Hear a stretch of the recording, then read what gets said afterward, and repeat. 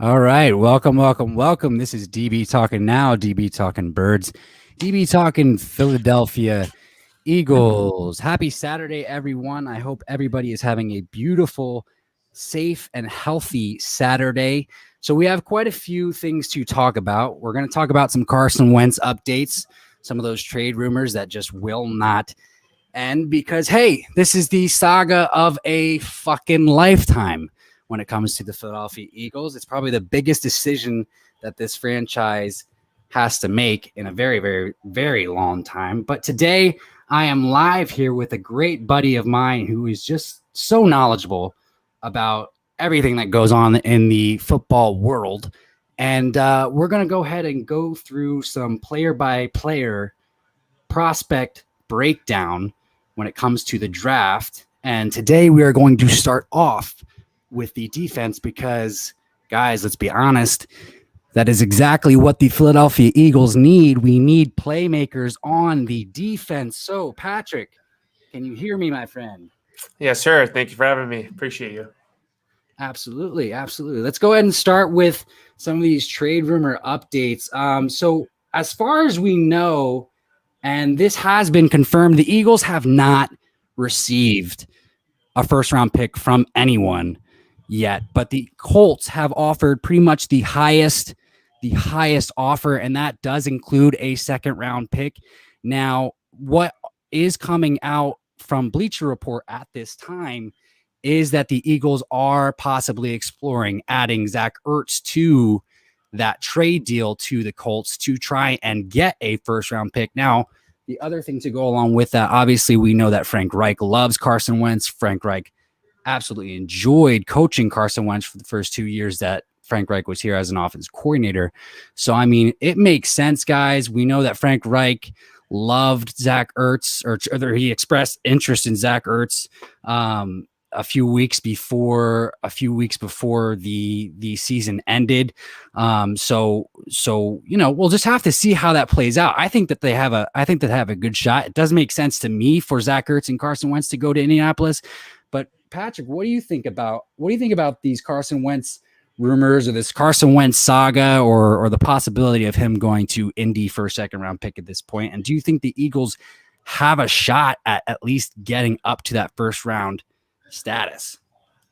You know, when you're dealing with a quarterback, for sure, you definitely do have a chance to get the first round pick, especially with someone like Carson Wentz who's had success in this league and who, we are aware that he's capable of being an all-time, great quarterback here.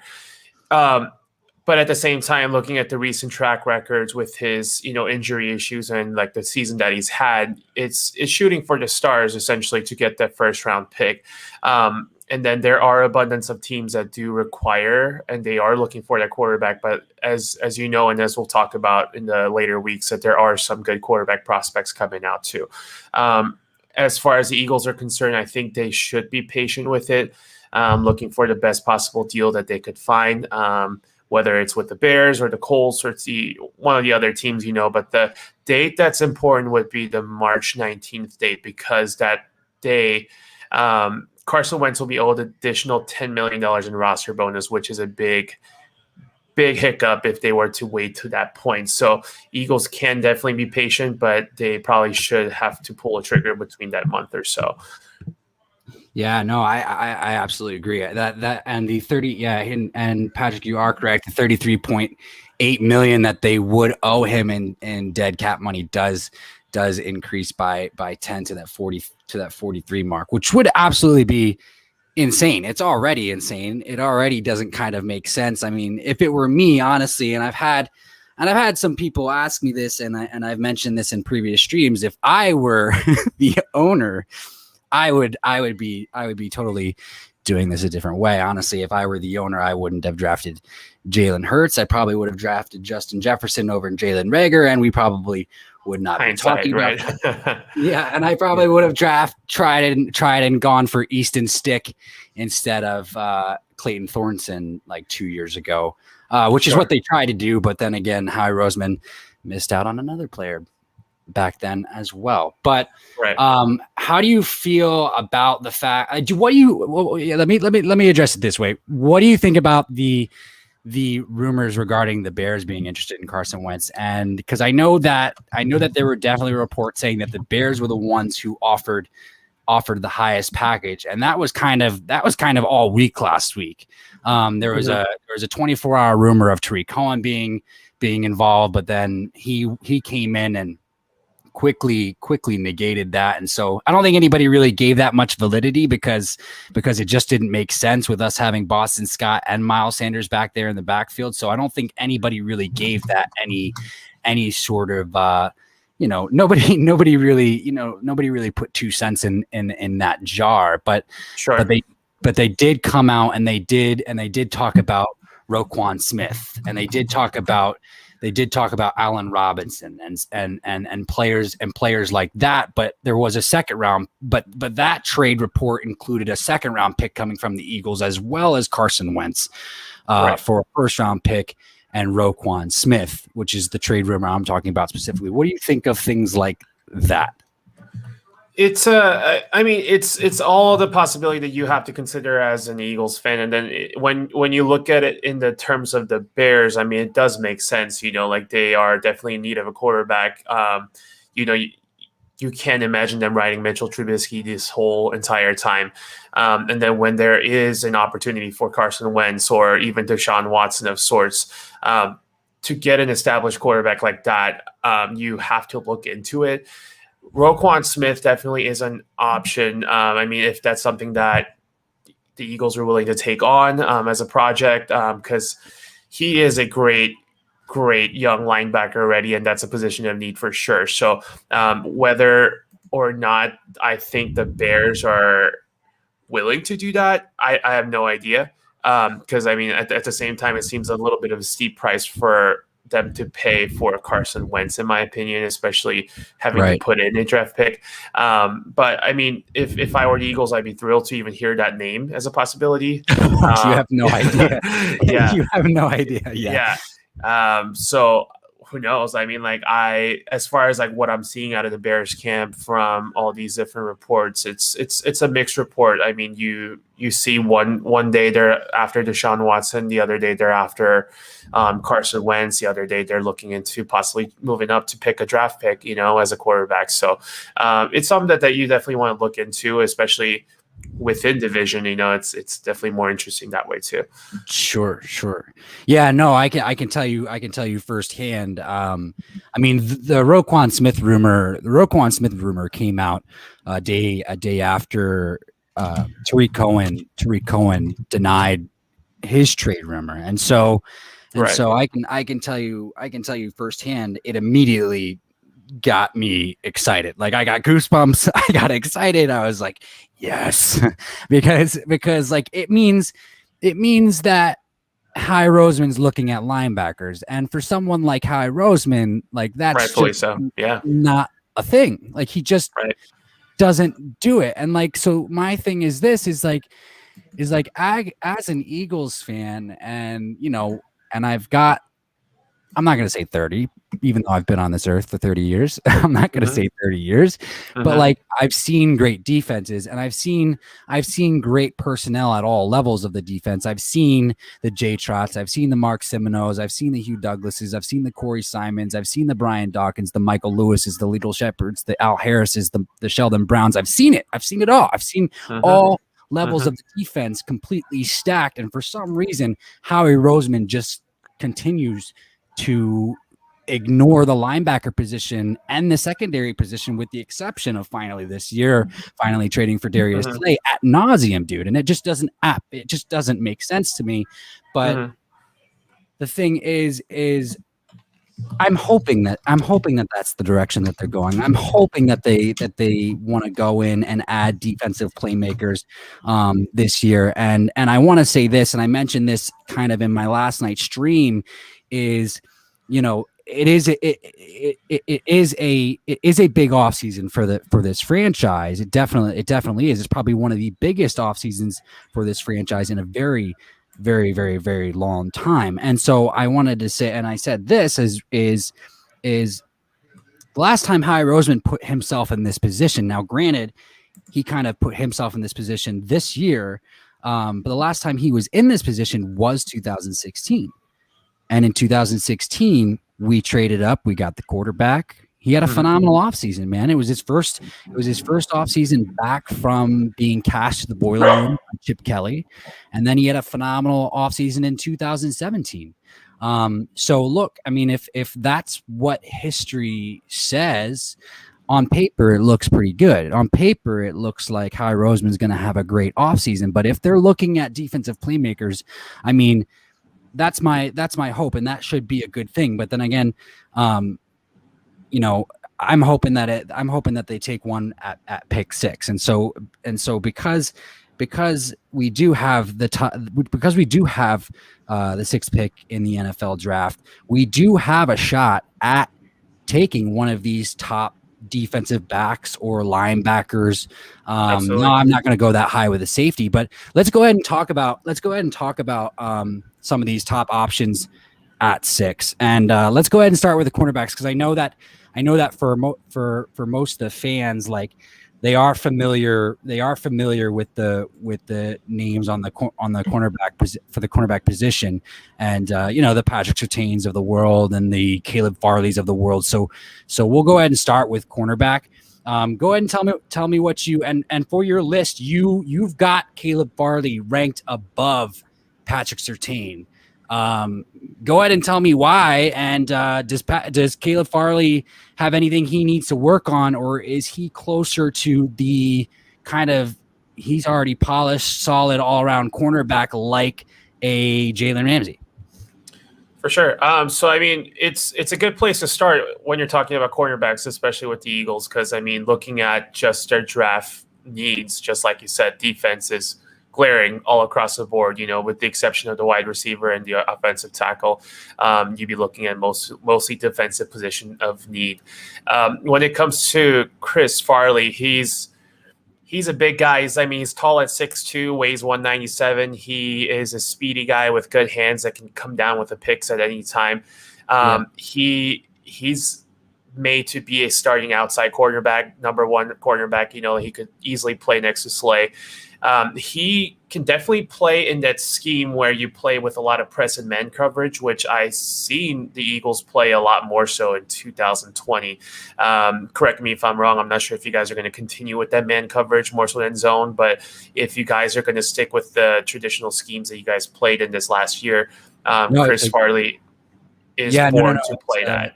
No, yeah, totally. No, great. No, it's a great question. So my understanding is that Jim Schwartz had the wide 9, right? And he ran out of that base. Right. So he didn't have a lot of cover. He didn't have a lot of cover 2, cover 3. And so we didn't have safeties. We didn't have safeties helping those guys over the top. And so that we'll see a lot more of with defensive coordinator Jonathan Gannon coming into Philadelphia. So I expect I expect a little bit more press instead of a little bit more soft coverage, or at least that's the hope, and then a little bit more blitzing as well is what I've heard and what I'm hoping for. No, for sure. So he is one of those guys. I mean, like, unique thing about him is that he actually started his collegiate career as a wide receiver and then transitioned over to cornerback, defensive back, I believe in 2019. So he's fairly new to the position itself, but he's got that size, the length, and he's just an athletic freak. So he can definitely have like the exceptional man coverage skills that you're looking for in the man-to-man coverage in the NFL. His ball skills are insane. Like every time a ball's thrown, you just see Chris Farley right there. Couple negatives, if I have to pick some out. I mean, he did have some injury concerns. He did have a ACL tear a couple of years ago. He did sit out a couple games with the back spasms. Main thing as far as like that he can improve on for sure is that his tackling skills. I mean, if you look at his tapes, when he's always around the ball, he's always going to come down with the ball if he can get the hands on it. But when it comes to tackling, he does have a lot of whiffs. He doesn't necessarily wrap around his receiver. So when he goes up against bigger guys in the NFL, he's going to have trouble with it, taking them down. So that's one thing that he for sure needs to work on. But he does have everything that he needs to be that shutdown corner in this NFL. And then he's by far by far is a wrong word because Patrick Surtain's like right there with him, but he's definitely a little bit more polished than Patrick is. Nice. Yeah, no, and obviously, I mean, tackling, that's always something that his coaches that can be corrected, obviously, and tackling is going to be a little bit different in the NFL as opposed to college anyway. So I mean, I assume that technique coaching is going to change a little bit right when it gets to the NFL. So I don't really think that that's going to be a worry. Obviously it's not that big of a worry in the eyes of GMs because he's clearly painted as number 1 or number 2 in the draft class as far as absolutely yeah. But let's go ahead and move on to your next guy that you have ranked number 2, Patrick Surtain, Mr. Patrick Surtain III, which a lot of fans, go ahead. No, go for it. Which a lot of fans have rated as their number 1. But the one thing I really like about this guy is that he does show that he has the ability to hit. He is a tall cover corner, in my opinion, that does have the size and the speed and the range to be able to play press man, to play off, and does seem to have a bit of good closing speed. What do you think, Patrick?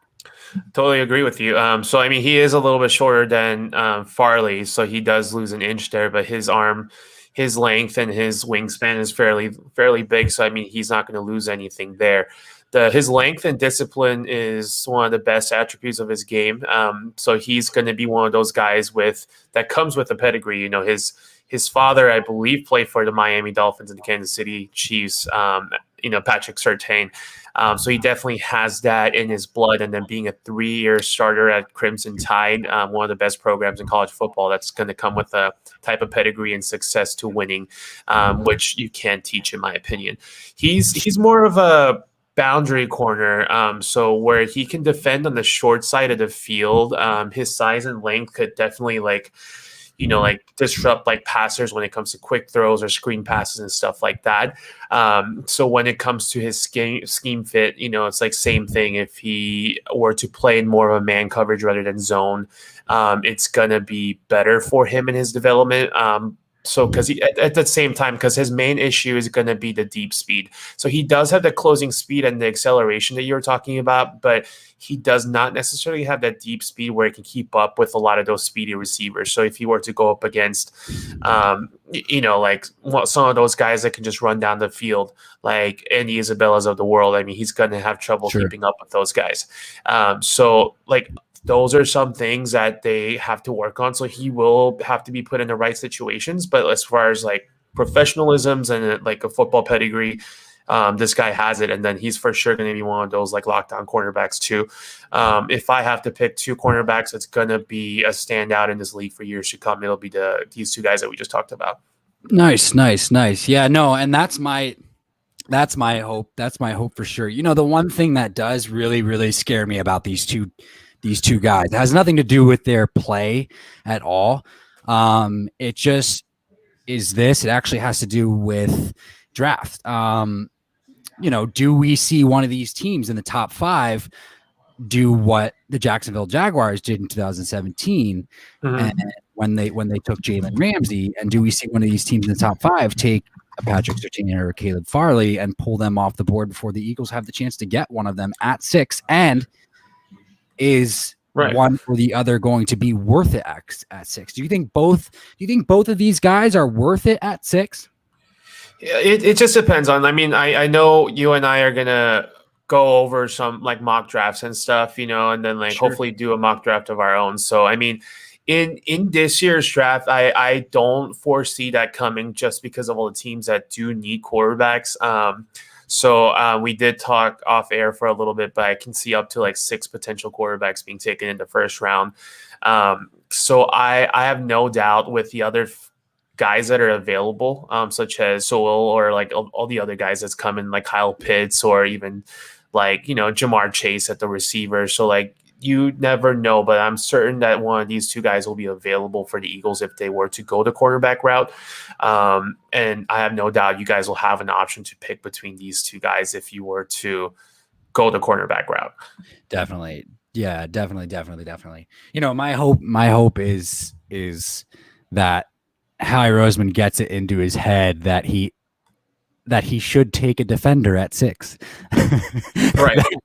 Like that is the hope of all hopes at this point in time. You know, because honestly, I would love one of these guys, or even a Micah Parsons at 6. And it might be a little too high for Micah Parsons, but honestly, for a team that desperately needs a fucking stud at linebacker and hasn't had one in a very, very long time, I feel like it's okay. What do you think? I feel like it's okay to. No, yeah. I mean, we'll talk about Micah Parsons later on too, but I totally am on board with it. And then, like, honestly, when it comes to the Eagles, I think they're in actually good position at number 6. Looking at the two, you know, like looking at the Jaguars and the Jets, I'm not so sure if they're going to actually take a quarterback at this point, which I believe they should. But I'm almost certain those 2 picks will be taken as a quarterback, you know. So you go down to the Dolphins. They don't need to take a quarterback at this point. I mean, they're either going to go a 2-hour, who knows, swing for the fence and get Deshaun. Falcons are another one of those like teams that might take a quarterback up. You know, Matt Ryan's not getting younger. They might be like someone that's looking for a quarterback here, you know, like they don't have necessarily like a big glaring needs here. So that's one. Bengals are not going to take a quarterback. So that's one thing that you can rule out. So that leaves you guys at the 6. Right here, teams like the Lions or the Broncos or the, you know, like whoever it is that's coming up, even the Giants, you can potentially make a trade here where you can pick up an extra asset if you're looking for someone like Micah Parsons. Move down to like Broncos at number 9. Pick up an extra pick and still get Micah Parsons or one of these cornerbacks that you're talking about at number 9. So, I mean, I think the Eagles are in a good spot, actually. Like, they'll have a lot of options when it comes to trading down and still getting their guys here. So, sure. Yeah. No, sure. Definitely. Well, yeah, let's actually talk about that for a second, just because I did go through 1 through 6 with on one of my streams the other night. So obviously that's with the impression that Trevor Lawrence goes at 1. And I know how you feel about that. Yes, we have talked about that. And we probably could have gone on a little bit longer about it. But I did find it quite interesting that 1 through 6, and I believe maybe 7 and 8 scouts from those teams were all at Trevor Lawrence's pro day yesterday. And so obviously, being an Eagles fan and kind of the Eagle fandom world just went absolutely insane when they found out that there were Eagle scouts at Trevor Lawrence's pro day. Now, obviously, it could have been to look at the 2 wide receivers that he was throwing to. Sure. But I do want to talk about it a little bit with you because for the sake of just talking about it, you know where I'm going with this. Mm-hmm. It wouldn't completely be the craziest thing in the world. It's not like they're completely out of, you know, it's not like they don't have the ammunition if we're looking at it from a point scale standpoint, correct? Okay. So I mean, they have Carson, they have pick 6. You know, they could make the move up. I mean, what do you think? I don't think at this point it's up to the Eagles or any other team. It's ultimately up to the Jaguars because, I mean, you know how I feel about it. Trevor Lawrence is one of those generational quarterbacks. I think he's one of those guys that, just like Andrew Luck, just comes out, and I know that he's going to be a superstar in this league. He's got all the intangibles, and especially with Urban Meyer coming in, sure, I see literally zero chance that they pass up on Trevor Lawrence in this case. But if we live in that hypothetical world where they are not sold on Trevor Lawrence and they are looking for more of an established quarterback, sure. Is that quarterback Carson Wentz? I couldn't tell you. If is that quarterback that they're looking for Jalen Hurts? I couldn't tell you either. Or something totally random. But I mean, if you have a chance to go get Trevor Lawrence, I go get it. There's very few teams. Right. Yeah, there's very few teams in this league that I will say don't go get Trevor Lawrence. Right, exactly. And no, and I feel the same way. And honestly, the fact that Urban Meyer is the new head coach is the variable that kind of kills the argument for me every single time. Right. The Meyer Lawrence era has already started, in my opinion, the moment that they hired Urban Meyer. Right, but that takes us to number 2. Now, you say, being a Jets fan, you say that you're not sure that they're taking a quarterback, but yet there are reports saying that they're trying to do everything they possibly can to drum up interest for Sam Darnold. If you're not sure that they're taking a quarterback, then what would you say that they do, and what do you think their options are? I potentially see 3 different options when it comes to the Jets. I mean, the one boring answer would be to keep Sam Darnold, to build around him still. I mean, like it was one of those things where as the season went on and the Jets lost that number 1 pick, you kind of could tell that, like, because you just lost out on Trevor Lawrence sweep, and then nothing to take away from all the other quarterbacks, but there is a huge drop off between Trevor Lawrence, and that's just saying how good Trevor Lawrence is. When it comes to Jets, they could keep him and then just build around him, and then just take one of those like high profile wide receivers or tackles, just like Jamar Chase, that's available, and then we can kind of go from there. Second option would be, along with the Dolphins, I think the Jets are one of those teams that Deshaun Watson actually mentioned as a team that he wants to go. God knows why that he wants to go to the Jets, but if you can get Deshaun Watson, that's a problem solved right there. Deshaun Watson is another generational talent. He's one of those guys that if you have a chance to go get it, you go get. Third option would be to pick up that quarterback. Whether you stay at number 2, whether you move back, that's totally up to them. So if there is a team that's like super into Zach Wilson, say, and then the Jets are not into Zach Wilson and they're maybe more into Justin Fields or Trey Lance, they can definitely trade back, still get their guy, and then pick up more assets along the way. So it's one of those things that I don't know exactly where they want to go with it, but if I were to tell you, I don't think the Jets are going to stay at number 2 as of this recording. Yeah, no, and that's interesting that you say that. There was a recent mock draft, I believe, put out by somebody at ESPN that actually had the Eagles trading up to 2 to take Justin Fields. So it's interesting that you say that, but right. And then just talking about that too, though, I'm still not completely sold on the Eagles picking a quarterback necessarily, just because they already have. They have Carson Wentz. We know that relationship's going to an end. But you guys already have Jalen Hurts, who's played phenomenally. And especially in this draft when the Eagles have so much needs, and then there are those positional players that's going to come in and help you right away. I'm not 100% sure why they would be going that route. But histories have proven me wrong too. So, we'll see where they go with it for sure. So, well, every Batman needs their Robin, right? Right. History tells that usually a head coach likes to bring in their own guy. Like, I have nothing against Jalen Hurts.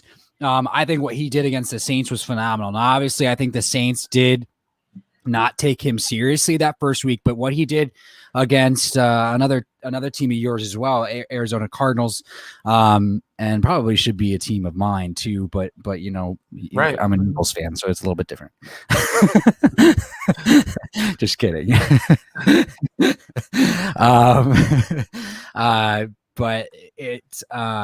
But no, I think what he did against the Cardinals was absolutely phenomenal. I really do. And right. And I think in all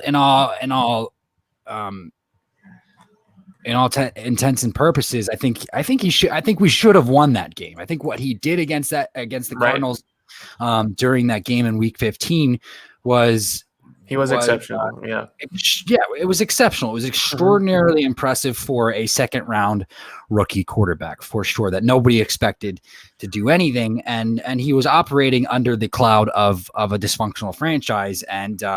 It severely impressed me. And I think for Jalen Hurts, a full off season, hopefully these players get it.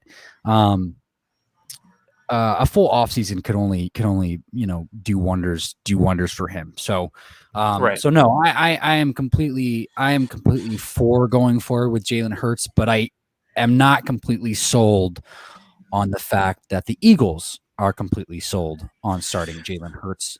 Exactly. And then it's like as the offseason goes on, we're going to see a little bit more what their intentions are with Jalen Hurts. But I totally agree with you. Like the sample size that he's put out has been exceptional. He's got, one of those arms and the legs, and it's like one of those hybrid quarterbacks that is kind of taking over the NFL right now. And then with the way he's played, with the full off season, and then the schemes, that's because Carson Wentz and Jalen Hurts are totally different type of quarterbacks. And then going into the season, Eagles, they had their playbook mostly drawn for Carson Wentz offense. So giving them the whole off season to draw up a playbook and run the plays through Jalen Hurts' skill sets. I mean, I feel like he's just going to take another step towards being that franchise quarterback. But like I said, having new coaches coming in, having their own guys, I mean, it's something that, it's totally a possibility. But it's something that like I said, I wouldn't rule out, but I think it's pretty far-fetched at this point. Oh yeah, no, definitely. Here, let's go ahead and move on through your rankings, your cornerback rankings, because I love the guy that's coming up next, and so are Eagles fans everywhere, because we know his father fairly well. So do New England Patriots fans. Yes, sir. Fairly well. So let's Who is it? And get into it. Asante Samuel Jr., everybody, the son of Asante Samuel Sr., Florida State cornerback Asante Samuel Jr. What is he, 5'11", like 195, like his father, right? he is actually smaller. He's actually 5'10", and he weighed in at 184, so he's a smaller guy. Awesome. But that doesn't take anything away from who he is. He played for the Seminoles, who, just like the Eagles this last year, they were not very good. He is undersized, but he is outstanding when it comes to man coverage. And then he's a route runner too. He picks up the opposing schemes, and he knows exactly what routes are the opposing receivers are going to run, and he mirrors them to the perfection, just like watching his dad play. He is just as competitive when it comes to run defending and tackler. And it's almost like seeing, Asante Samuel play. He is ready to be in the NFL. He does have some experience in the slot as well. So if he had to play in the slots, that shouldn't be an issue. In my personal opinion, he would be a starting outside cornerback that should shift into slots depending on the situation and the packages. But going back to the other two guys, I mean, he is more designed to play the man coverage, man heavy defensive scheme rather than the zone. So knowing that the Eagles are going to still go that route, I mean, any of these guys that we just talked about are definitely someone that they can pick and develop into their own guys. From ball skills perspective, he's not consistent when it comes to finding the ball in the air. So when I talked about Patrick Surtain and Chris Farley just knowing exactly where the ball is, and then it seems like anywhere the ball's thrown, they happen to be there. This is where Asante Samuel gets a little bit distorted, because he does not have that vision. Maybe it's the size, maybe it's inexperience. He does struggle to find that ball and creating that issue and being challenged when it comes to actually going down and getting the ball itself. But he does have that, potential, and then the willingness to be great. And I think he'll be great in the man coverage for sure. Can I say something? Absolutely. This is my favorite guy. I mean, I can tell it's a little bit of bias coming in for sure, but a little bit biased. Yeah, you're right. For sure. Just a tad biased. Well, one for sure. It's like, as you were talking about it, I was remembering how the fact that the DB coach that we just hired, like, he was here for 10 days, and then he took the job with Nick Saban in Alabama for the same position. And sure. And then I was like, oh yeah, Asante Samuel Jr. Oh wait, Asante Samuel. Oh wait, is it possible we could bring Asante Samuel's father to? For sure. He's a good young cornerback. I mean, and then I have this thing for like a pedigree. That's what I talked about with Patrick Surtain. Just guys that grew up in this system that knows what the lifestyle is like, what it takes to be great, just like their fathers. I mean, that's something that you can't teach. So, and then this is a high character guy. High character guy. He was a 4-star recruit from high school too, but then he had to make his way up in the ACC. And then this guy's just a dog, man. He just plays. He's quick with his feet, and then he just has that instincts like you're a son of your NFL player and like a 4-time Pro Bowler. So, and this is where it gets important. Going back to Carson Wentz talk, this is where it's important when I'd say that you want to trade back at 6 and pick up more picks if you can, or if you were to be involved in the Carson Wentz talk, and if you can't even get a 2nd-round pick with the Colts, that becomes huge, because the guys that we're going to talk about right now, just like Asante Samuel, J.C. Horn, or even like Paulson Adebo, these guys are not going to be the guys that you pick at 6. So if you were to get an extra picks through trade by trading back, or if you were to get Colts pick, I believe they pick at 54, which is in the range where definitely you can see Asante Samuel or J.C. Horn get taken. And if that's the case, if you know that these guys are available at that range and you have the chance to take them, you as an Eagles fan and you as an Eagles team can definitely go out there and get the linebacker or the edge rush or the wide receivers or the tackles that you need with the first 2 picks that you have, and then still be able to take a starting material like Asante Samuel late second. So, I mean, that's where all these things come to play. But Asante Samuel is for sure going to be an NFL quarterback, and he's going to be a Pro Bowler just like his dad.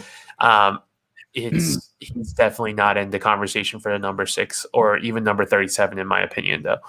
Well, yeah, and that's the great thing. But that's the great thing, too, is, I mean, you were talking about sometimes he has difficulty locating the ball in the air. And what a great person to bounce, ideas off of than his own father, who was great at that, by the way. Phenomenal cover corner. Asante Samuel was a phenomenal cover corner. And, I remember what he brought to the Philadelphia Eagles, because the New England Patriots won the Super Bowl the year before, and we gave him like a 6-year, $54 million deal.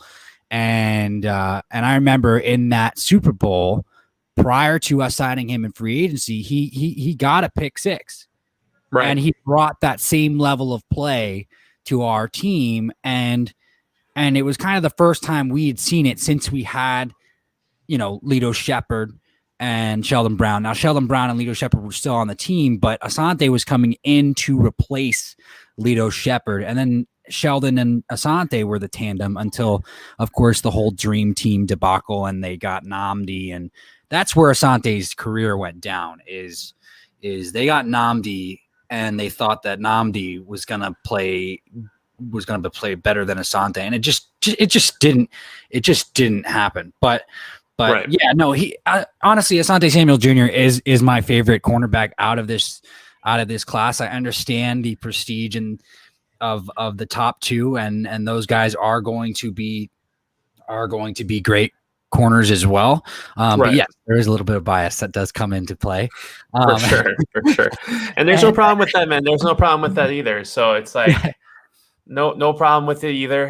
When you're talking about a guy that has a lot of connection to your team in the city, I mean, it's no question you have the bias, but it's the cornerback's one position that, in my opinion, that you definitely do have a fairly big, there isn't as much of a drop off in between like the first 2 guys down to the 3rd, 4th, and 5th when it even though this draft is deep in a lot of positions, I think cornerback, you can definitely pick up some good cornerbacks in the 2nd or 3rd round. So if Kayla Farley or Patrick Surtain is not your guy, or if you have some that you have, that you're willing to take more, then you're definitely going to be okay waiting to pick up Asante Samuel or this next guy that you're about to talk about. Sure. Yeah. No. And just like you said, no. And that's why that's why those second round picks, like you talked about, would be imperatively important coming from the Colts. But just like you were talking about as well, that lineage is, you trust in a guy that has some significant lineage behind him, and what better to point to Antoine Winfield Jr., who was just in the Super Bowl, won the Super Bowl with the Bucs. Obviously we know his father real well, who played with the Vikings back in the day. Yep. But let's go ahead and move on. And just to remind you guys, this is DB Talking Now. I am live with Patrick J. We are going through a draft prospect position by position breakdown, and we are starting with the defense. And please, guys, show your loving support at www.http. If you guys want to type in the HTTPS, you certainly can. You don't have to. But www.streamlabs.com/dbtalkingnow/tip to give your donations, or go ahead and visit the merch store. Take a gander, see what tickles your fancy. It's www.streamlabs.com/dbtalkingnow/merch. We got some raincoats, we got some snapbacks, we got some backpacks, we have some t-shirts, we have some sweaters, we have some tank tops. If you want to rep DB Talking Now while you're working out, that's perfectly fine. But just make sure you wear a face cover because of the COVID, which we also do have those as well. But let's go ahead and move on, Patrick. Let's go ahead and move on, my friend. Give me 1 second here. All right. The man of the hour. Well, not only the man of the hour, but it is the man of the hour because absolutely loved watching his father play wide receiver, legendary wide receiver, Joe Horn. Another lineage right there. Another lineage, yeah. And that's why I love pointing to the guys that have the lineages, especially when they're coming from different positions, like cornerback JC Horn. Which is interesting that you say, because JC Horn has talked about how important it was for him to go up against his father, who was that 4-time Pro Bowler wide receiver as a cornerback, and just going up against him, just getting all these kind of pointers that he wouldn't have, anywhere else, just getting like a firsthand experience from the guy that's played it at the highest level. That Sure. has to mean something for sure. Yeah, no, definitely. I remember the Eagles going up against the Rams, and they had Isaac Bruce and they had Joe Horn. I believe Marshall Faulk was still in the league. Or was it Steven Jackson? Yeah, no, it was Steven Jackson, Joe Horn, Isaac Bruce. And it was just a tough offense to defend. It really was. Did Joe Horn, did he make it into the Hall of Fame? Am I mistalking on that? Joe Horn? Yeah. I believe he's a Hall of Famer. I think he did. I think just recently too. I think over the last 5 years or so. Yeah, I might be totally wrong on this one, but I thought he did, but I might be wrong. That we're gonna have to look into. But yeah, just imagine just like as a little kid going up against your Hall of Fame father. Right. Like he's 15 years old playing cornerback against his Hall of Fame father. That'd be, oh boy. Yeah. So what JC Horn is a similar build to Surtain. So he is a 6'1", 205 pounder. So he does have quite a bit of weight when it comes to being a quarterback, and he does have that size and physicality. So in today's NFL, he would be perfect to go up against X receivers in the NFL with his physicality and length. And then his coverage is highly disruptive. And then when it comes to catch point, he is as competitive as it gets. When you play his tapes, every ball thrown his way is contested. And then he has his way of covering their vision and with his body weight and stuff like that. So it kind of disrupts the wide receivers and their route running and their hands as well. So same thing. He's more of a project, however, when it comes to a cornerback, because he does have some concerns when it comes to missed tackles as well. When there are guys like Buda Baker, for example, who uses his small size, but he is a good tackler where he can wrap and get the guys down no matter what. JC Horn does have the size to do so, but he does not do that as well as he should. There are way too many missed tackles, and he does happen to have these false steps where he doesn't necessarily mirror the routes as well as he should. So sometimes he just gets caught in a misstep, or when he does have his man in front of him, he doesn't wrap up necessarily well and use his size to bring the guys down.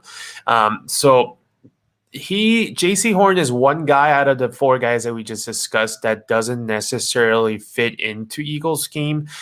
He's predominantly more of a zone and press coverage rather than the off men or men coverage. So it's one guy that Eagles can definitely look into developing into who they want him to be, because he does have the skill sets and the size to do so.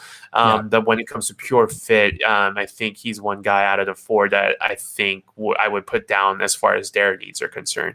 Yeah. And I'm not terribly on point with what they're going to run. I do believe that they're going to play a little bit more press man though, however. Yeah. If that's the case, then I mean, like, JC Horn should definitely have that. He does have that, like out of all the guys, I mean, he does have the physicality and then athleticism and the length to be with the X receiver, so. Yeah, definitely. No, and I think because I believe what they're going to do, they're going to bring over a similar scheme of what the Colts have. And if I'm not mistaken, they press their corners. They press their corners, but they got safety. But it's a press cover too, is it not? Yep. Yeah. Okay. Gotcha. Awesome. Or at least I hope so. I mean, I would love to see that. I would really love to see that, and to see guys that can do it. And I know that Slay can do it. I know Slay can keep up with those guys.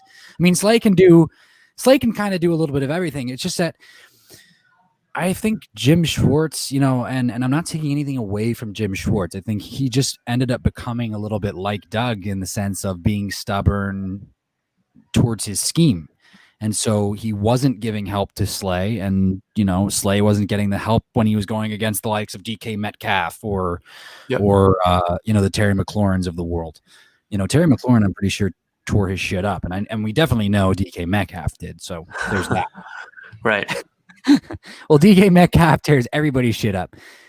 So it doesn't DK Metcalf is another level of a beast right there. That man isn't. And that's like a man amongst men. That's like dude, that dude's like 23 years old and he's built like a fucking Mack truck. It's ridiculous. He can line up opposite JJ Watt, in my opinion. Speaking of JJ Watt, can we talk about JJ Watt for a second? Yeah. Okay, great. For anything. So JJ Watt was released by the Texans yesterday, and Eagles fans went absolutely nuts. Can we talk about how many players that the city of Houston has lost in this past year? Yeah, not just talking about the NFL, but we're talking obviously DeAndre Hopkins and JJ Watt, and then we're about to lose Deshaun Watson right there. James Harden got traded. Russell Westbrook got traded. George Springer is no longer playing for the Astros. I mean, that city has lost a lot of star powers right there. It's absolutely insane. It really is. And I wonder if there's like some sort of like backdrop culture shock thing going on that's like making these star players wanting to leave the city of Houston. What do you think about that? Dude, I don't know about that, to be honest with you. I mean, I can like just pinpoint to each franchise as having issues. Houston Astros, for example, going back to all the cheating scandals. I mean, like that franchise was doomed from the start. The Rockets with James Harden teams, him and Chris Paul just never worked out. But look at what Chris Paul's doing with the Phoenix Suns right now, and then what they did with Oklahoma City Thunder. And then him and Russell Westbrook didn't work out. So, I mean, who knows what the problem is? Maybe the problem was the James Harden, but like I don't even know anymore because James Harden's playing amazing out there in the New Jersey Nets, Brooklyn Nets, whatever they're called right now. Brooklyn. Yeah. And like the Houston Texans is just a whole another mess right here. I mean, like I still can't believe what happened with the DeAndre Hopkins. I mean, that insane. man loved the city of Houston. That man gave everything that he had to him, and then just Bill O'Brien just decided no, and he just sent him away. And then, like, if anything, like imagine if Deshaun Watson had DeAndre Hopkins this year, like how different would it be? Imagine if Kyler Murray didn't have DeAndre Hopkins. I mean, that guy changes so much about a football team, and then Bill O'Brien just let him go for nothing. And way they, I mean, and then when it comes to JJ Watt's situation, I mean, he's not the same player that he used to be anymore, but I think they could have handled that better too with the guy that's gave so much to the city itself too. So, I mean, who knows, man? Who knows? Yeah, no, I mean, well, what I was going to say is, I mean, I feel like the Cardinals would have found a wide receiver for Kyler Murray if they weren't able to get their hands on DeAndre Hopkins. Because, I mean, Howie Roseman wasn't. I mean, I understand. I'm bringing it back to the Eagles, but Howie Roseman was offering stuff. I can't believe it didn't. Yeah, I can't believe the Eagles didn't take that. They didn't get the same offer. You guys got a better, and then the reason why you guys got the better offers because you guys had a higher pick than we did in the second round. Yeah, and then I think DeAndre also wanted to play with a young quarterback with the similar skill sets to Kyler. I mean, as Deshaun Watson, I think that's what he mentioned too. Like he said, he did. He did have a couple other teams that he wanted to go to, but ultimately he wanted to be with a quarterback. Yeah. So, I mean, if you guys had Jalen Hurts as a main guy, I mean, who knows? I mean, he might have wanted to go to Eagles too, but, I think he was just mainly looking for similar schemes and talents, skill sets and stuff like that, which Carson Wentz was a little bit different than Deshaun Watson, in my opinion. Sure. But and speaking of JJ Watt, though, I mean, like, obviously, right off the bat, players from teams all over the league came out and started recruiting this guy. I mean, I can speak to the Eagles. Jalen Reagor, immediately started to recruit JJ Watt, and that's kind of a big deal, I guess, for a young wide receiver to have the balls to go ahead and do that. But offensive lineman Lane Johnson started to recruit JJ Watt, but so did people from the team on the other side of the state as well. So, I mean, and obviously, as we know, for sure, is that TJ Watt plays for the Pittsburgh Steelers. And I feel like that would just be a more attractive decision for JJ than it would be the Eagles. And like, secondly, the Eagles just don't have the cap room right now. Howie Roseman hasn't made those moves. He will make those moves. And I have faith that he will be able to get somewhere closer than they are right now. But like, it just, it just doesn't make sense. And so the outbreak of panic and kind of excitement to the fact that JJ Watt was released, I just kind of wanted to send a message of like, okay, Eagles fans, guys, pump the brakes.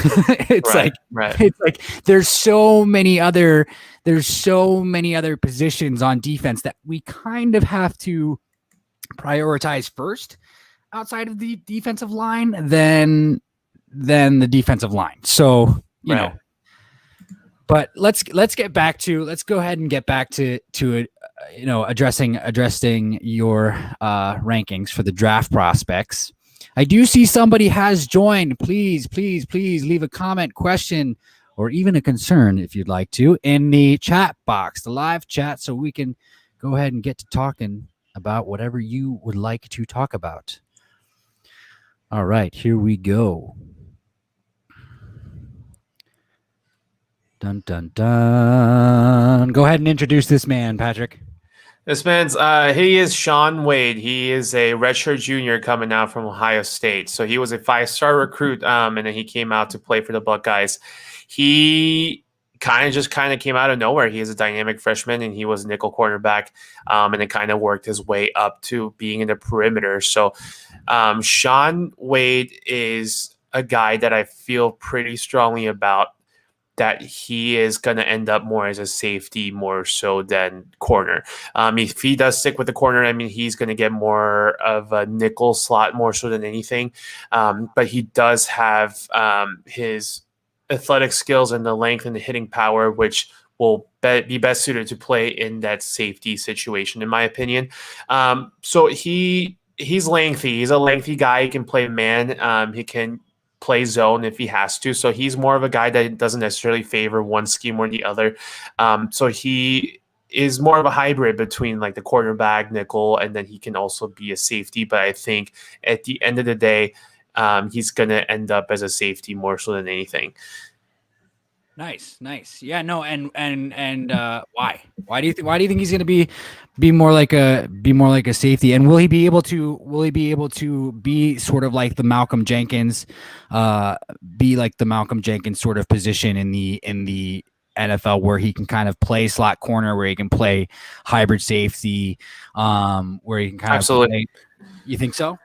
Absolutely. So Cool. just based on what he did, I mean, transitioning to strong safety more so than anything is a really safe bet to maximize his skills as far as his length and his hitting power.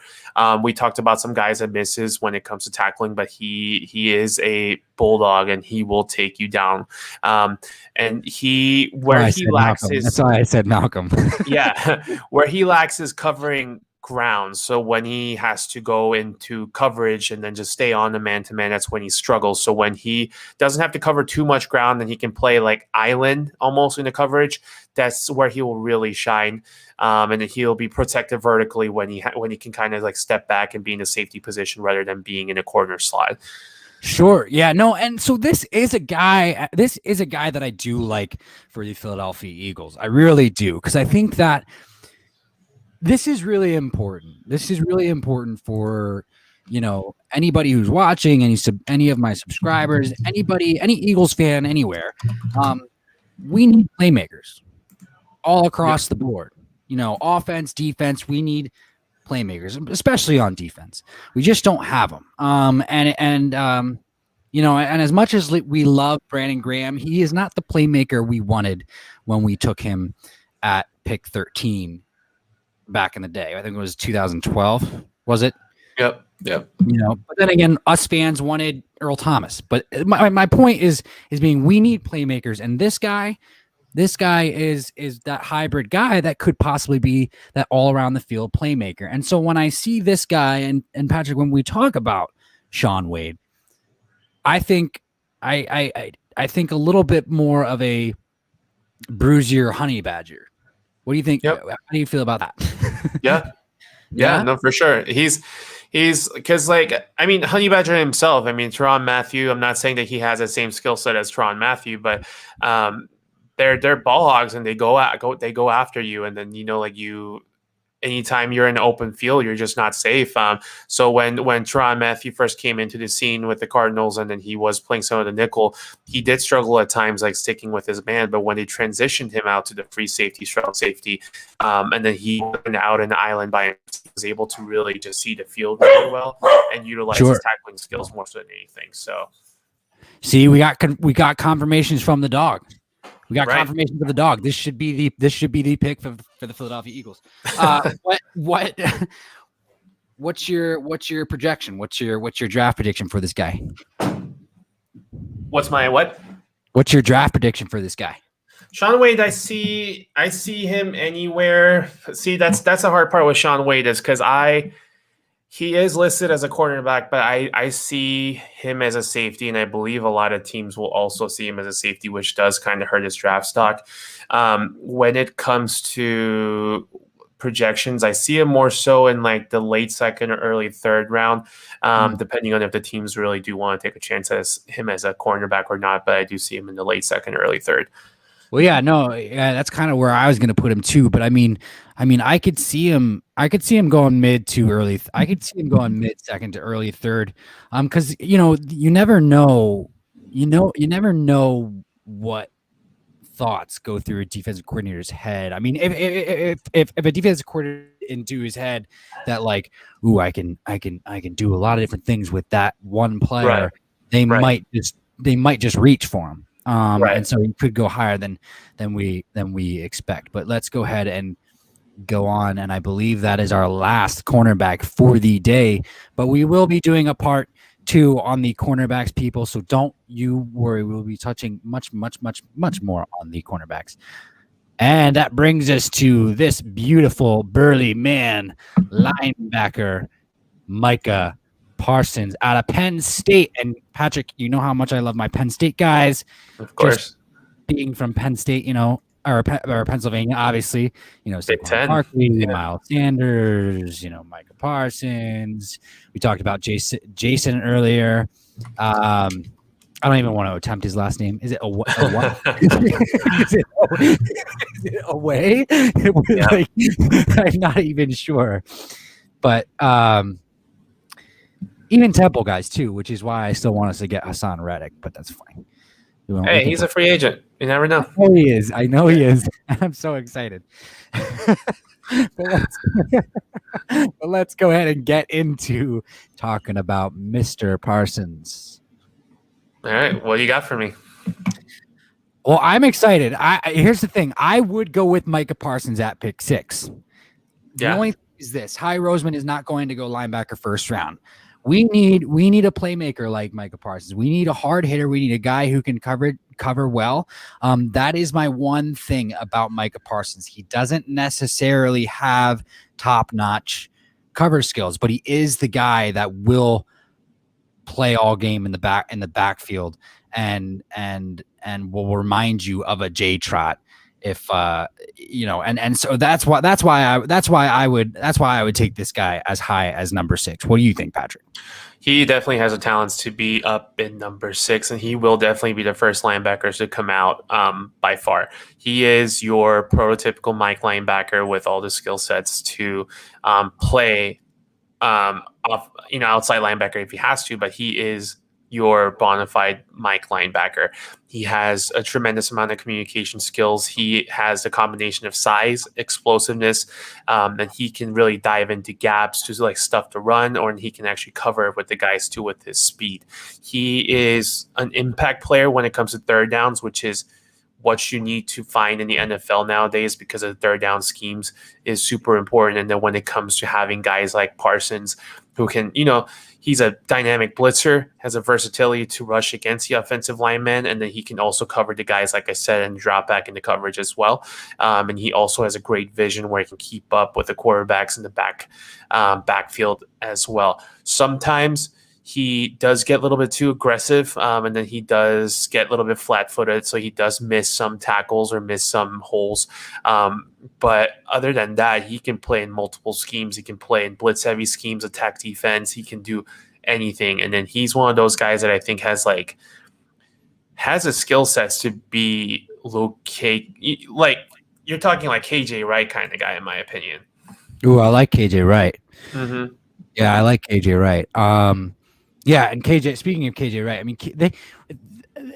all those linebackers in Seattle. Really, it's hard to know how much credit to give Pete Carroll. It's hard to know how much credit to give Dan Quinn.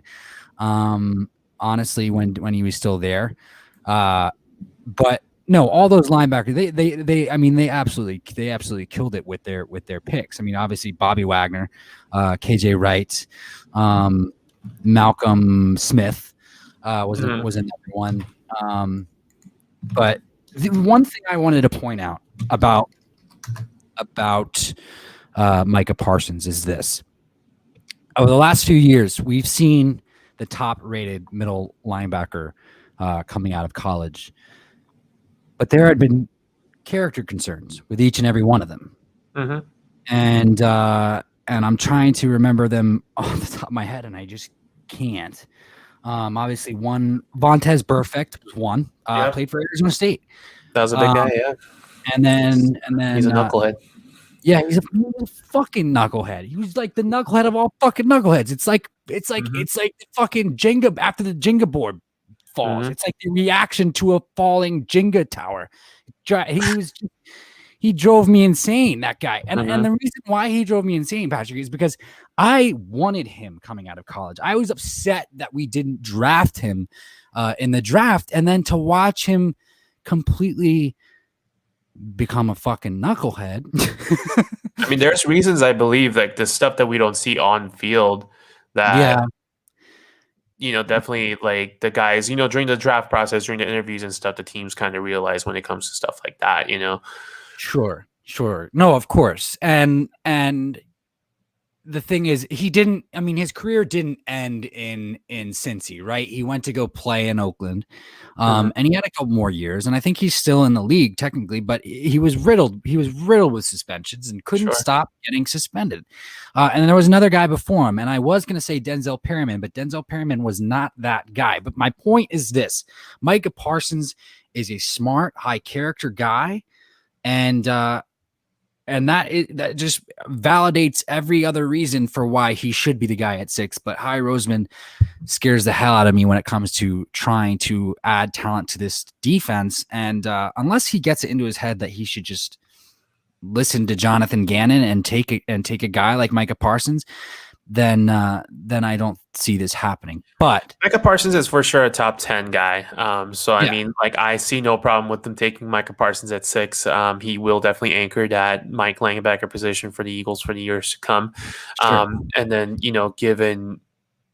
given ample availability of cornerbacks later on too. I mean, like, I don't think it's a bad idea at all to go linebacker, cornerback 1 and 2.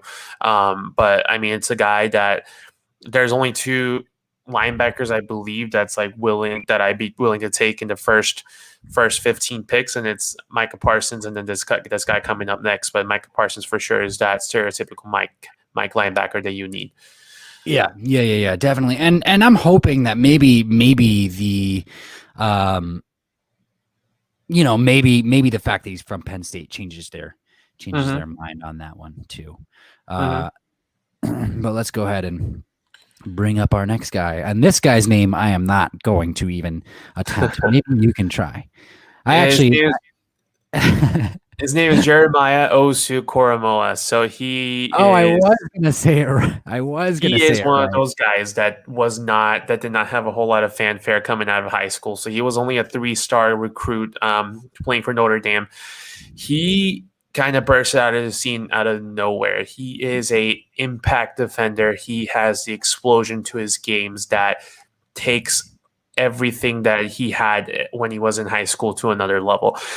He's tremendously grown in size too. He's 6'2", 216, so he's got a good size and good speed to him. He can play any type of base defensive personnel. Great football IQ, and he is one of those guys that I will not shy away from comparing it to someone. So a guy by the name of Isaiah Simmons last year that came out of Clemson. Of course I do, yes. So the Cardinals definitely did not utilize him well the first half of the season, but you could see how his game took another step when he was put in positions to play well. So this guy is like Isaiah Simmons 2.0, maybe a little less so. So he has the versatility to play as a third safety, drop back, and have man-to-man with no issue. He can play he can run up against like receiver in the slots. He can drop back and play safety. He can play as a will linebacker. He can go outside and blitz if he has to. He is just one of those guys that has a lot of football talent and football IQ that he can kind of shift around and play different positions, with the exception of Mike linebacker, in my opinion. If he has to, he can, but I don't think that's his main strong suit as being a run stuffer like that. So he's a little bit different than Micah Parsons per se, but he's one of those guys that definitely has the skill sets that the NFL teams need.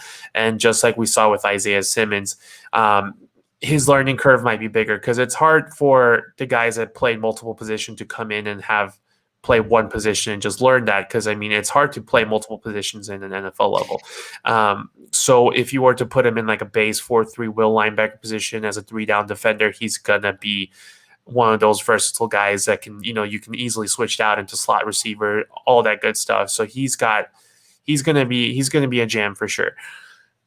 Yeah, no, and so I'm gonna put him in the same position as Sean Wade. He's gonna be one of those more of those hybrid guys where defensive coordinators might want to take a jump on this guy higher than he's supposed to go just for that reason. But yeah, no, I wouldn't put him at Mike linebacker either. And I love that you brought up Isaiah Simmons, because Isaiah Simmons He's got great size.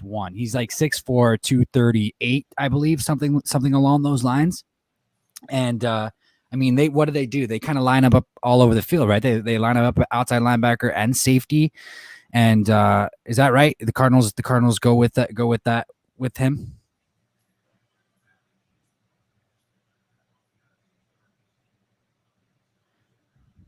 Did we lose you? I think we lost him. All right, well that's okay. We lost Patrick for a hot second, but I do believe maybe some connection issues. That's okay.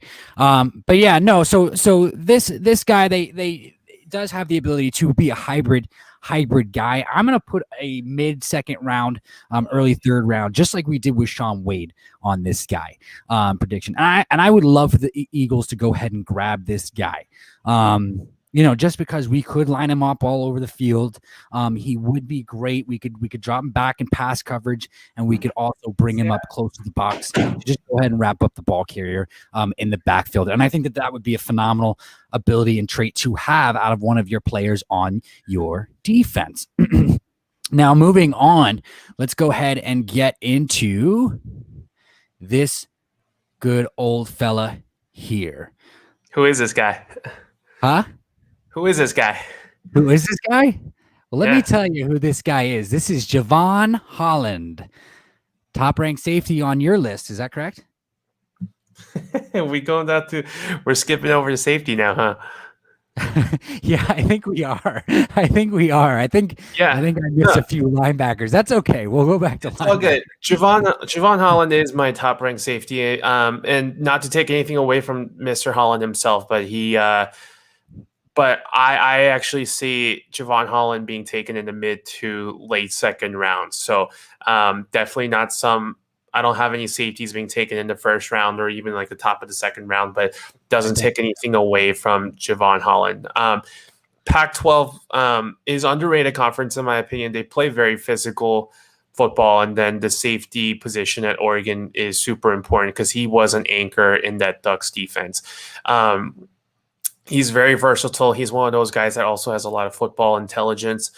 He can line up in different places, and he demonstrates good leadership and communicates. So when you were talking about Micah Parsons' leadership and good character, Javon Holland is definitely one of those guys that'll come in with a good mindset and leadership as well. He's an athlete. He's agile. He has good body control. He can line up in slots. He demonstrates good coverage. And then he's one of those guys that can demonstrate different skill sets to play base against 11 personnel. He's versatile. He's definitely the most elite prospects to come out of this draft in this position. He's like versatility is like the word that I'm going to keep going back to. He can play in any scheme. He's going to be one of those guys that can come in from day one and be in the rotation right away.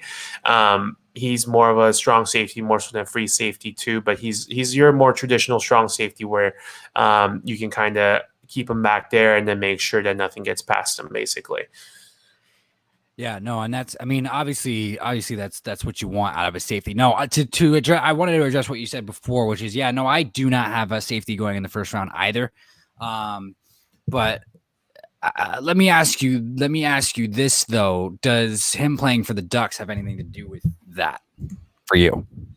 Meaning what? Meaning, does him playing for just because they're not necessarily? I mean, I wouldn't, in my opinion, paint them as a NFL ready. I wouldn't paint them as an NFL ready organization all the way. So, I mean, does that have anything to do with your prediction of him possibly being a first round safety or not? Not necessarily. I think we live in a world where like the NFL teams have proven that they are willing to take, like even Division II, Division III school, smaller school guys, and give them a chance at the first three rounds. Oregon is a good program. I mean, they do produce good pros, and Pac-12 as a whole has been one of those conferences that's been looked down upon. But I don't necessarily think that just having him play for the Oregon is going to hurt his draft stock. I think, in fact, it might actually help him more, just because he was such a focal point of that defense, and then an anchor of sorts, and then any type of schemes and different things that they ran in the Ducks defense. I mean, he was the anchor of that. So I think that shows, like if he can succeed in that program, not to take anything away from the Oregon Ducks program, he should have some kind of success here with the NFL teams as well. Sure. Yeah, no, absolutely. Absolutely. Here, give me 1 second here. I want to see if we can just jump back to the linebackers real quick. I have no idea what happened there. Well, we're going to figure it out because that's what we do. You know what I mean? Man. So I did leave out Xavier Ann Collins. Yeah. He's a guy that I definitely want to talk about too. So Do you? Okay. Yeah, go ahead. Go ahead and start talking about him. I was going to bring up Nick Bolton. But yeah, go ahead and start talking about. Yeah, Xavier Collins is gonna be a first round pick too. He's actually ranked in my top 25 prospects as a whole in my early prospect ranking. He's a big guy. He's 6'4", 260. He's built differently. Like the other two linebackers we talked about, they weigh 6'2", and they're 216, 245. But I mean, you got a couple more inches on them, and he weighs 20 extra pounds. So it's and he doesn't just act like that either. He moves around real agile. He was actually a 4-year starter as a quarterback too in his high school career. And then when it was time for him to go to college, he actually had only one scholarship, and Tulsa was it. And then he went with it and he took it, and then he just became their best defensive player. He is just a physical specimen. He has the size, he has that length, the power, the intelligence, the versatility. He's just a dynamic prospect as a whole. When he's rushing a passer, when he's dropping back into coverage, when he's defending the run, he executes everything to the T. He just demonstrated so much growth in the 2020. Like Micah Parsons, for example, he sat out 2020 season as for for the health reasons and all that good stuff, which I totally understand. But Collins is one of those guys that took a chance on the 2020 season and then just took his defensive level and then his draft stock up so much. He's a clutch guy, high impact guy. He's one of those guys that's going to come out as a starting linebacker right away. And he's going to rush the passers, drop in coverage, play downhill, all that kind of good stuff. So he's actually one of those guys I think will fit in Eagles scheme flawlessly. Unfortunate thing about him is that I don't see where they can pick him without having to reach. Because if he's definitely not someone that you would take at 6. I mean, you wouldn't pass up Parsons or Koromoa for him. But if you guys do take someone else at 6, and if he is available at 37, you jump on it. If he's available at 30, even you think about trading up for him, because he's one of those guys that's going to fit in with your scheme really well too. Yeah, no, absolutely. And I think here's the thing about that is I don't see High Roseman trading back into the first round. Right. But I wonder if one of those later round teams would be interested in a Xavier Ann Collins towards the end there. And I'm trying to think of one off the top of my head. I was going to say the Bucks, but I'm pretty sure they're fine. I mean, we'll talk about it. Like Xavier Collins, I mean, is one of those guys that's going to go in and help any team. And the Chiefs, though, at 31, he'll go before 31. I strongly believe he'll go before 31. Sounds pretty good.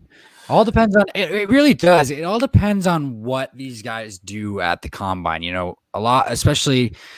With a shortened season and everything, it's just hard to. Yeah, for sure, and that's the thing too. Is I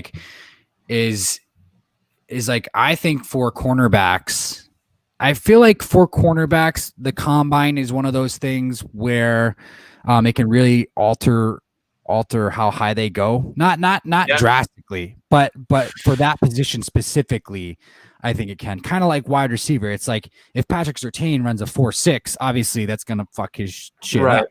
So I mean, like this year's first round is going to be dominated by a few positions, and then I mean it's obviously those usual suspects of positions, but this year for sure, I believe will be dominated by certain position.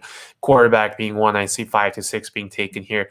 I see 5 to 6 cornerbacks being taken in the first round. I see 5 or 6 edge rushers taken, and linebackers the other one. I see 5 or 6 linebackers being taken along with the receivers. So if 25, 26 draft positions are being taken up by like 4 or 5 positions, that leaves a lot of other players like like your normal safeties or running backs and, like offensive guards and centers that are available for later rounds too. So, but it'll be dominated by those few positions for sure. So, the positions that we're talking about today, like the linebackers and the cornerbacks, there will at least be like 10, 15 guys being taken in the first round.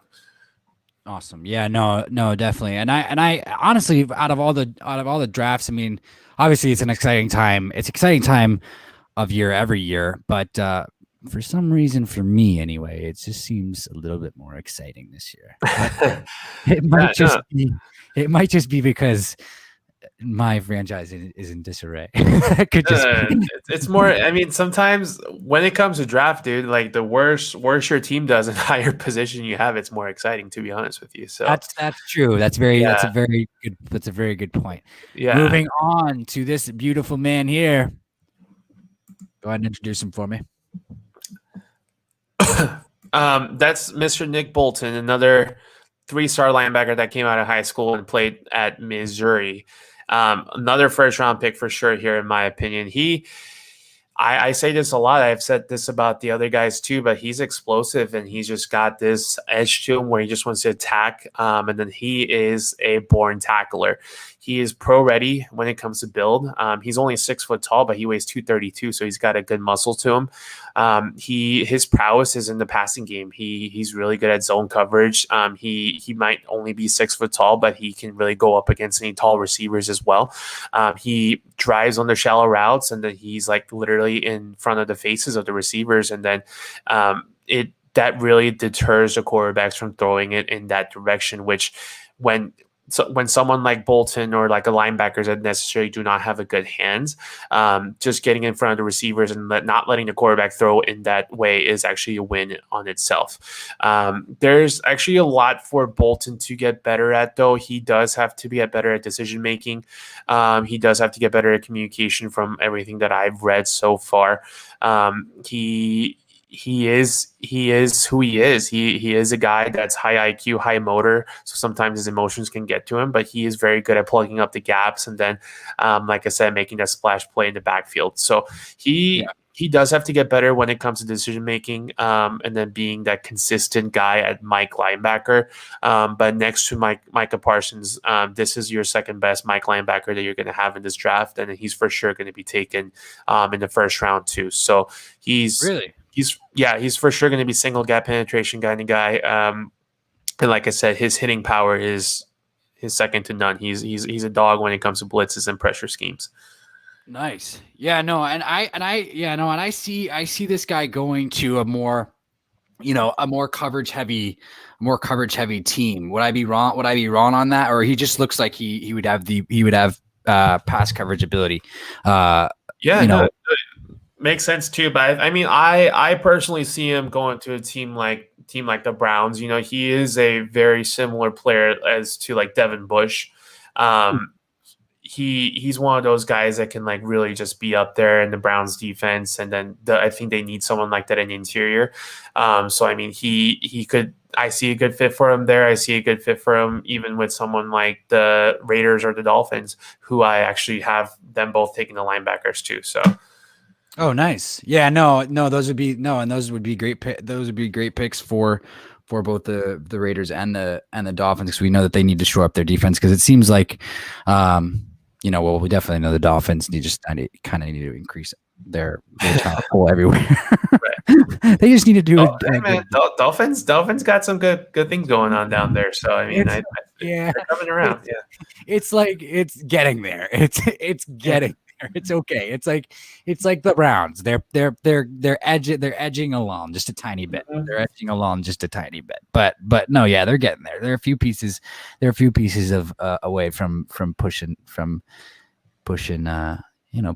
good stuff. But I do want to go ahead. I do want to talk about one of my sleepers for the second round.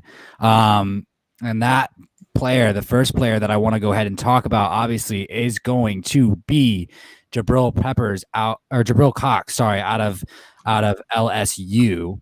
What do you think about Jabril Cox, Patrick? And where do you think he needs to improve? Why is there a possibility that he could be ranked from 2 to 4 or 2 to 3 even?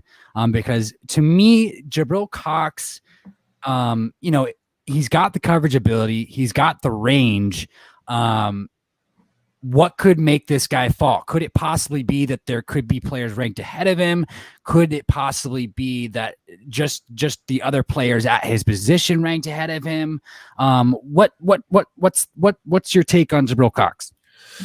Jabril Cox is, it's not to take anything away from him. I mean, if we're talking about the concerns first, is all the guys that we just talked about, their strengths are just conveniently Jabril Cox's negativity when it comes to run defense, playing through contact, and being consistent with the assignment. So when it comes to having an assignment and he has to cover them, follow with them as a man-to-man coverage, that's where he really struggles. He does not necessarily play through the contact. He can be shying away from that here and there when the other guys are more welcome to tackles, which is something that's a little bit of a concern when it comes to NFL nowadays. When it becomes more and more physical, you have to have that type of mentality to go up against any type of the guys, and run defense. You have to be able to stuff guys. You have to be able to chase down guys like Derrick Henry's of the world, and then if you're not willing to do that, that's going to be a cause for concern. He does have a lot of potential, though. He is even though I talked about having issues with keeping up with man-to-man, he is a outstanding coverage linebacker. I think when it comes to when we're single-handedly talking about just that skill set alone, he might be one of the best when it comes to coverage linebacker. He thrives in space more so than anything. He's an ideal matchup for tight ends, running backs, and slot receivers. He does struggle when it comes to keeping up with the other receivers of sorts. When you put him on as a spy for a quarterback and then have him cover the tight ends or the running backs, I have no problem with him going up against one of the best tight ends, in my opinion, like George Kittle's of the world or Mark Andrews of the world. Sure. So he does have that range and mobility to do so.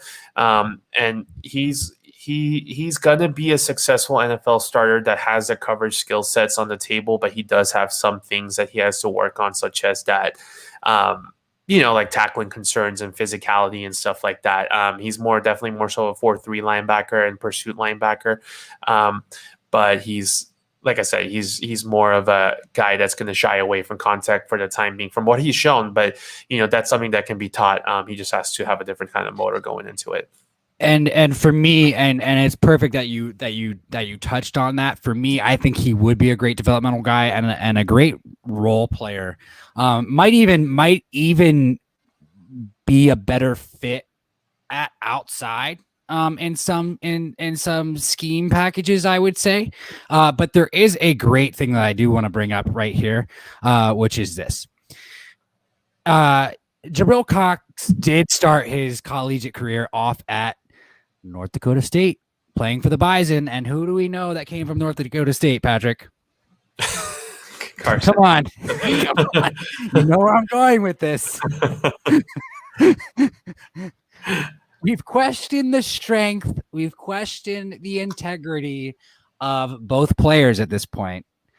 It's time. You're comparing Carson Wentz to... Yes, I am. Yeah. Yes, I am. You're damn straight I am. Let's just go ahead. Because look, we just touched on the fact that he shies away from contact. Look, there's one thing you can say about Carson Wentz, and Carson Wentz has not shied away from contact, but he has had an injury history, and he does have problems with discipline, and also it seems like he's not willing to want to compete for his job. I can't blame all of it on the dysfunction of the franchise without judging both sides of the coin. I mean, just philosophically, right? That just makes sense. Wouldn't you agree? Right. Right. So this is his letter to North Dakota State. Now, it's nice. I mean, he's a young man at this point in time when he wrote this, so it's nice. First and foremost, I want to thank NDSU and Coach Entz for giving me the opportunity to get an education and play the game I love. I am extremely grateful for all my past and present coaches, teammates, NDSU administration, and Bison fans for all the support over the past 4 years. While at NDSU and after 3 national titles, I know that I put my heart and soul into the success of this football program as well as my education. I learned to be not only a great football player, but also a great man. One of the goals I set for myself was to play football at the D1A FBS level. By entering the graduate transfer portal, I have the opportunity to explore that dream. I'm looking forward to what this next opportunity holds and hope all of you will support me in this next step and throughout my career. Go Bison, Jabril Cox. Now, that's a great letter. That's a great letter to his fans. It's a great letter to NDSU, North Dakota State University, and his coaches and his teammates. And look, the guy saw an opportunity to go play at a bigger school in Louisiana State University, and he took it. He took it. And he probably increased his draft stock by taking that opportunity. My question is this: is it going to be a problem? Is him shying away from contact going to be a problem? If we saw the emergence we saw the unpredictable emergence from Alex Singleton this past year. And Alex Singleton came out and looked like a poor man's Luke Kuechly. I gotta be completely honest with you, Patrick. Like, he looked like a poor man's Luke Kuechly. And it was great. He was the bright spot of that Eagles defense. And, they were able to blitz him up the middle. He was great in coverage. I think he finished the season with 2 interceptions. He played absolutely phenomenal. Will Jabril Cox be able to step up to the plate if he's getting outplayed by Alex Singleton in training camp, if the Eagles do indeed go ahead and select Jabril Cox? Now, would I mind them taking Jabril Cox? Of course not. I like this guy. I think he's my sleeper pick. I want to take him in the 3rd round. Yeah. But I do worry about that. For me, I don't think the Eagles can afford a mistake. And that means that they need to hit on their 1st round pick, their 2nd round pick. Here's the thing. I personally don't think Jabril Cox would be a mistake. He is a redshirt senior. So he is an older prospect. That means he comes with an experience. And like you said, he did come from NDSU all the way up to LSU. He had to work his way up. And then, he's constantly got better and had to prove himself. So I think he has that right mindset. From everything that I've seen and read, I think he's a good character guy too. And he does have a lot of, like I said, his strong suits, like man and zone coverage, and then just being able to line up with the tight ends and the running backs and the slot receivers, which is increasingly more used in the NFL offensive scheme. So you do need a guy like Jabril Cox. So if you are able to pick up someone like him in the 3rd round, that's a bargain for you. You take him in the 3rd round. Right. There's a couple other guys that I believe are like that. Like Jabril Cox being one, Moses being the other. Pete Warner kind of comes with like a bigger. See, Pete Warner and Dylan Moses comes with bigger, like played, because they obviously played in Big Ten and SEC. So Sure. Pete Warner came from Ohio State, and he's like a really well known guy. Dylan Moses playing for the Alabama. Obviously, you're gonna have more spotlight on you. And I'm not saying anything about Jabril Cox. Obviously, he played for the LSU, but any of these 3 guys, if you have a chance to take them in the 3rd round, even though they have some shortcomings, you do take them. So this is the beauty of the draft. There are top guys like Micah Parsons for the linebackers, but then you also know that you can hit a home run with the guys like Cox or Warner or Moses or even Baron Brown. Yeah. Yeah, So no, right, exactly. And at that point in the third round, Jabril Cox would be a home run. exactly. Dylan Moses would be a home run. I don't think Dylan Moses is going to last to the third round. I think that would be an absolutely insane thing to have happen. But we've seen crazier things in the draft, man. We saw the Eagles draft Jalen Hurts in the second round last year, and I'll be honest with you. I have Dylan Moses ranked below Cox and Warner. And it's just preliminary for sure. But I mean, like right now with how I have everything set up, I think Moses is a ninth linebacker that I see being taken. So I mean, you never know, man. You never know. Crazy things could happen. Yeah. Yeah, no, absolutely. And just from there, one of the things I really wanted to talk about was, we have two of the top 5 safeties coming from the same school. Right. And obviously, where I'm going with this. I'm talking about those 2 TCU fellas. Right. And here we go right here. We got Trayvon Moehrig. Is that how you say his last name? Is that right? Moehrig. Yep. What is it? Trayvon Moehrig. Yep, you're right. Okay. Good. And then obviously we have Arderius Washington. Give me a little bit about what you think about. Let's start off with Arderius, just because he plays a little bit more free than Trayvon does. And we just want to start off on that side of the field. What do you think about that? Yeah, like right off the bat, I'll tell you, I think both of these guys are going to be free safety. Okay.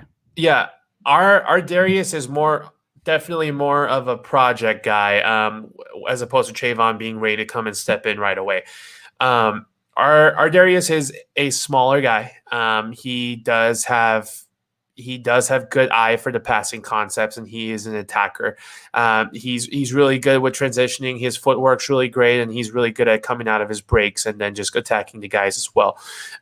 He had a good backfield with him in TCU, so he didn't necessarily have to be that guy to like step up and just be, like show all his skill sets. So that's kind of like where I'm kind of struggling to kind of see what his ceiling is going to be, because he had such a good teammates around him to kind of offset his shortcomings. But he does have a good adequate man coverage. I don't want to say he's really good, but he has a good adequate man coverage, because he has a smoothness and athleticism to him too.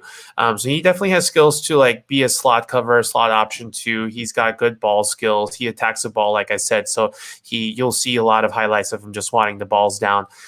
Very competitive guy, very, very driven to get the turnovers, which is one of those skill sets that we talked about that you can't teach.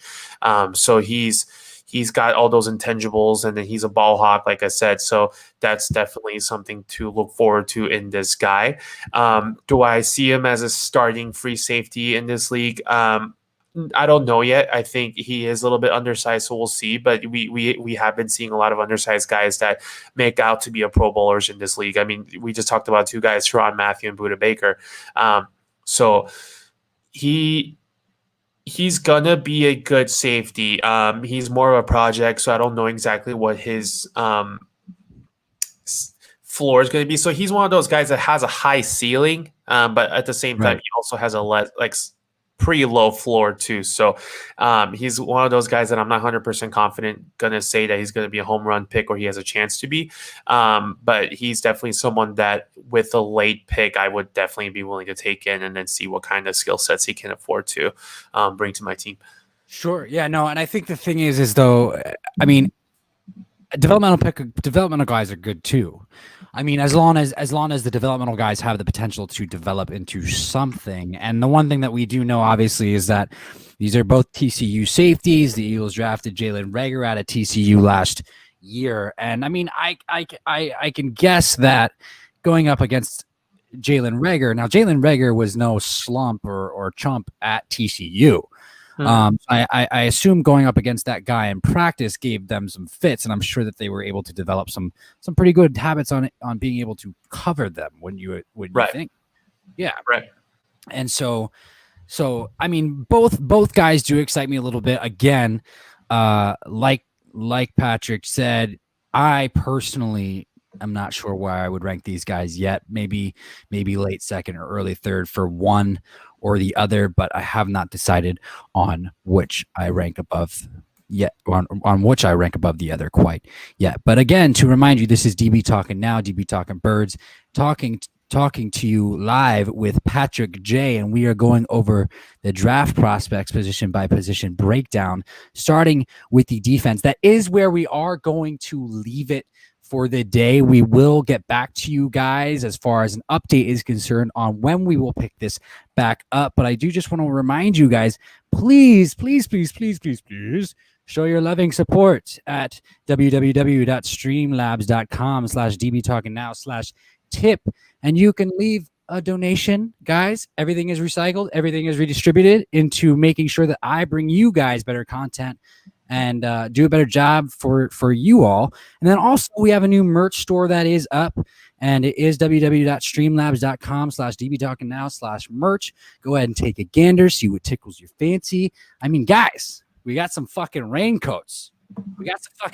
So anybody who lives in more volatile weather, where it's rainy, people who live in Seattle or Wisconsin or wherever you live, Patrick and I live in Arizona, so it doesn't rain that much here. But if anybody lives in a place that's more rainy, we got raincoats with extra pockets where you can rep the DB Talking Now. We got T-shirts, we got tank tops. So if you want to work out and rep the DB Talking Now, it'd be phenomenal. We also got face covers for the COVID, where you can keep yourself safe and healthy. So I expect to see my subscribers wearing some merch. I know that I got to order on the way, and I'm going to make sure that Patrick gets a face cover because I know that he needs to stay safe and healthy, just because I absolutely love the man 100% to death with all of my being.